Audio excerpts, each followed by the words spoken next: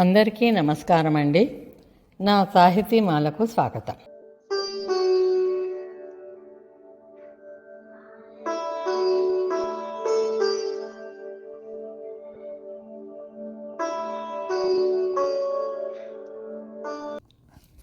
అందరికీ శ్రావణ మాస శుభాకాంక్షలు.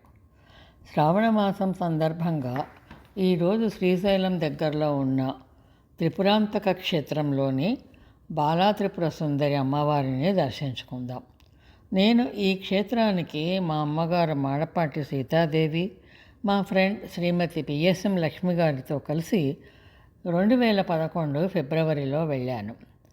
అప్పుడు నా బ్లాగ్ చెల్తే చెల్తేలో రాసుకున్న పోస్ట్ ఇది. అప్పట్లో తీసిన ఫోటోలు కూడా ఇవే. అప్పుడు మమ్మల్ని లోపల అమ్మవారి ఫోటోలు గర్భగుడి చుట్టుపక్కల కూడా తీసుకొనిలేదు. అందువలన ప్రాంగణంలోనివే బయటవే తీసాము. పైగా ఇన్ని సంవత్సరాలు గడిచిపోయాయి కాబట్టి అక్కడి పరిసరాలు మారి ఉండవచ్చు. శ్రీశైలం శిఖర దర్శనం నుండి కుడివైపు ఘాట్ రోడ్డు మీదుగా వెళ్తే శ్రీ త్రిపురాంతక క్షేత్రం వస్తుంది. ఊరిలోనికి ప్రవేశించగానే ముందుగా త్రిపురాంతకేశ్వరుని దేవాలయము, కొద్దిగా కొండ మీదికి ఎక్కి వెళ్ళాలి. ఇక్కడ పూర్వము త్రిపురాంతకుడు అనే రాక్షసుని ఈశ్వరుడు వధించి ఇక్కడే వెలిసినందువలన ఈ దేవాలయంలోని స్వామిని శ్రీ త్రిపురాంతకేశ్వరుడు అని అంటారు. ఈ దేవాలయంలో పురాతన శాసనాలు, శిల్పాలు చాలానే ఉన్నాయి, కానీ శిథిలావస్థలో ఉన్నాయి. ఇంకా స్పష్టంగా కూడా లేక చెక్కుకుపోయి ఉన్నాయి. దేవాలయంలో ఒక పక్కగా చిన్న గది ఉంది. దానిలో నుండి ఇష్టకామేశ్వరి దేవాలయానికి సొరంగ మార్గం ఉందిట. దానిని మూసి ఉంచారు.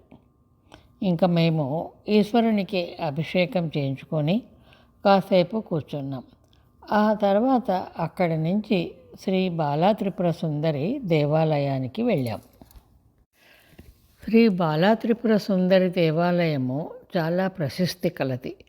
ఇక్కడ ఋషులు యాగం చేస్తుండగా యజ్ఞగుండం నుంచి దేవి బాల రూపంలో అవతరించింది. షోడశ కళలతో అమ్మవారు బాలగా స్వయంభూగా వెలిశారు. ఆ మూర్తిలోని తేజస్సును ఎవరూ చూడలేకపోయారట. శ్రీ ఆదిశంకరాచార్యుల వారు ఆ మూర్తిలోని 30 కళలను నిక్షిప్తం చేశారట.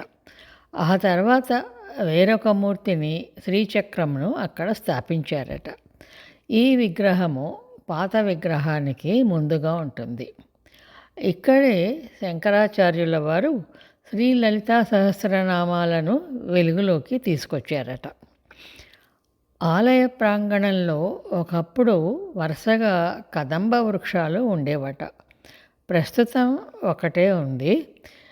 లలితా సహస్రనామంలో అమ్మవారి 2 నామాలు త్రిపురాంతకంలోనివేనండి. యజ్ఞకుండం నుంచి ఉద్భవించింది కాబట్టి చిదగ్నికుండ సంభూత. కదంబ వృక్షాల మధ్య నివసించే తల్లి కాబట్టి కదంబవాసిని. ఇక పక్కగా ఒక పెద్ద పుట్ట ఉంది.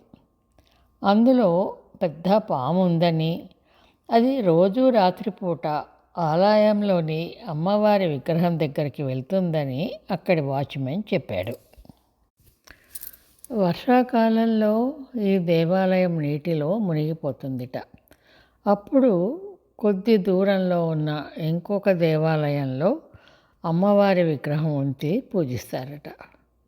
మేము అమ్మవారి ముందు కూర్చొని లలితా సహస్రనామ పారాయణ చేసుకున్నాం. ఇవండి త్రిపురాంతక క్షేత్రంలోని బాలా త్రిపుర సుందరి అమ్మవారి విశేషాలు. ఈ దేవాలయానికి తీసుకువెళ్ళిన లక్ష్మి గారికి, ఈ వీడియోను వీక్షించి స్పందించిన మిత్రులకు ధన్యవాదాలు. వచ్చే వారం మరో దేవాలయ దర్శనంలో కలుసుకుందాం. అందాక సెలవు మరి. నమస్తే.